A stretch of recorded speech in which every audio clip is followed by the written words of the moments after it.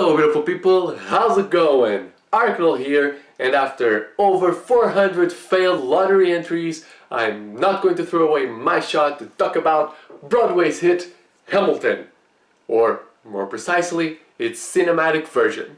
Just to give you a heads up, I'll be fanboying throughout the whole video, so you've been warned. Hamilton tells the story of Alexander Hamilton's life, and I don't think I need to elaborate much more because I'm sure that by now most of you have heard about it or at least listened to the soundtrack, and if you haven't, why the hell not? Unfortunately, I never had a chance to see the actual show.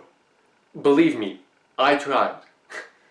Peeps, I tried, but the tickets are not exactly cheap, and I tried the lottery infinite times, but I was never lucky enough to get it. One time, I met a guy who won the lottery for Hamilton 4 times. 4 times! And me? Nothing! So, as you can imagine, I was pretty excited when Disney announced that they were going to release a filmed version of the show, because I would finally have the chance to watch the show that won 11 Tonys, a Pulitzer Prize, and that a lot of my friends told me that it was the best show they had ever seen. However, the hype and the fact that it was the show filmed made me concerned a little bit about me being satisfied by it. First of all, I'm not a big fan of film theater because you always lose the scope of the show. Like, it limits the visibility of the scenery, and when it comes to musicals, the choreography as well. And besides that, you lose that feeling of having the actors present and of being in the audience, and at least for me, that's a big part of the theater experience. Now, I don't know how he did it, but Thomas Kail is a pure genius. Like, I can't express how amazed I am by the direction in this movie. From the very beginning, it makes us feel like we are in the room where it happened. From the warnings, to the sound of the audience, to the actor's entrance on stage, he really sets the feeling of being present at the theater. And the most amazing thing is that you never feel like you're missing out on anything. The dance numbers are incredibly well shot. We get to see everything that's happening on stage, and it actually seems to enhance the whole experience because of how it captures every moment. There were some in which I was completely breathtaken by how cinematic they looked, and Thomas Kail really knew how to take advantage of that. He did a great job at combining those two art forms, and I have to admit, I thought that was a helpless endeavor. Besides being able to finally watch the show, especially in a time when theaters are closed, the fact that we get to watch it with the original cast is just beyond words. By now, I think it's fair to say that they are all theater legends, and they live up to the title. Like, their performance is perfectly flawless. A lot of people have this idea that in theater you have to be big to convey emotion, but here we can clearly see that that's not the case. When we have more intimate scenes, they don't need to emphasize anything. The emotion is just there, and I have to admit that was something that I was a little bit worried about, but as it turns out, there was no reason for it. This is more of a theater-related note, but I also want to point out that the cast was amazing in maintaining the high energy throughout and giving meaning to everything they sang. Most of the times when I go to see musicals, 2 things happen.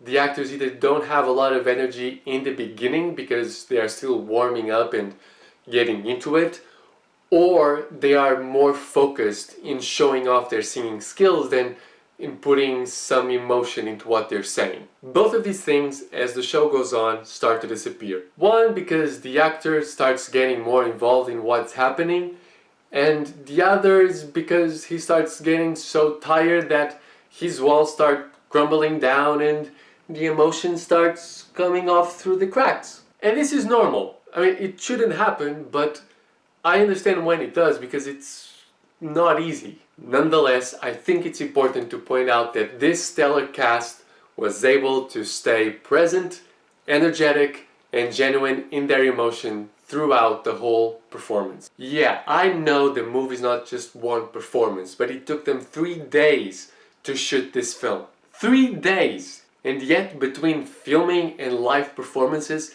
they were able to keep up, making it seamless that it wasn't a single performance. And since I'm already talking about the cast, even though they were all phenomenal, there are a few that I would like to point out. The first is David Diggs, who's just jaw-dropping. The energy he brings to the screen is so captivating that I couldn't take my eyes off of him whenever he showed up. I mean, he did win the Tony for Best Performance by a featured actor in a musical for a reason. Someone who's a fellow nominee in that category is Jonathan Groff as King George, which is the best thing I've seen in a very long time. He makes it such a complex character, constantly alternating between moods while being a bit over the top, but just the perfect amount. I don't know how he did it, but he was hilarious in every scene he was in. And while we are in this category, Christopher Jackson gives such gravitas to George Washington. It was such a powerful performance and at the same time very sensitive and profound.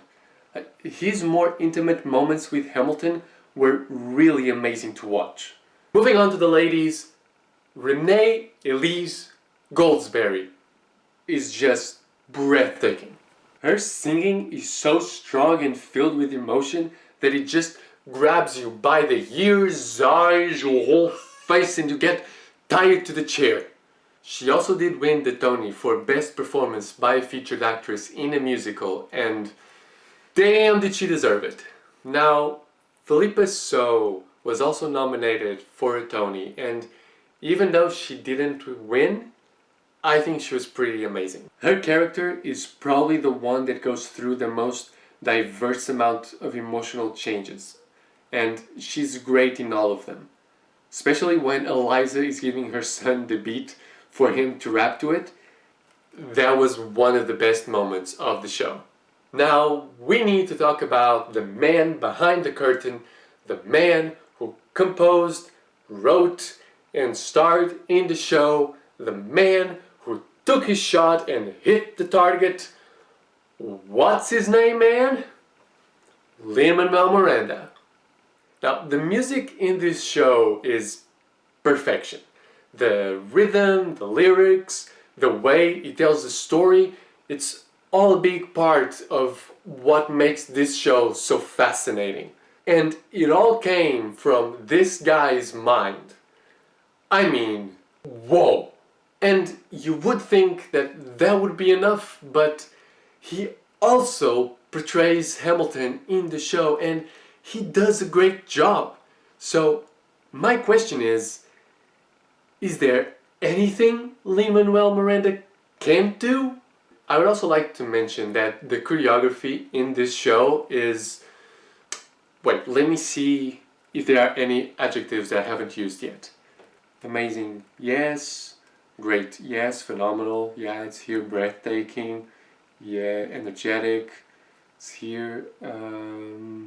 Oh, yeah. Yes, this is a good one.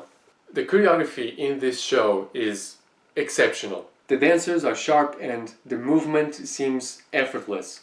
The whole thing is really quite impressive. That plus the light work, plus everything else I've mentioned so far, makes this show something like you've never seen before. I mean, who said history had to be boring? With all of this said, do I really need to say anything else? I mean, there might be a million things that you haven't done yet, but you shouldn't wait to watch Hamilton. Another thing you shouldn't wait for is to give this video a thumbs up and subscribe to the channel. It's not like I'm helpless or anything. Also, let me know, have you ever been in the room where it happened? If you have, share your experience down below. I'll be very curious to know about it. And until next time, don't throw away your shot!